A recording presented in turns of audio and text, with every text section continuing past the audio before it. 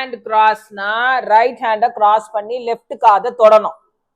Left hand கிராஸ்னா left ஹேண்ட cross பண்ணிட்டு right years தொடணும். Both hands கிராஸ்னா ரெண்டு கையும் கிராஸ் பண்ணி தொடணும். ஓகேவா? ஓகே. ஆனா இது எல்லாத்தையுமே கண்ண மூடி தான் பண்ணணும். Close your eyes, close your eyes, close your eyes. Right hand cross. நீ கரெக்ட், நீ தொப்பி.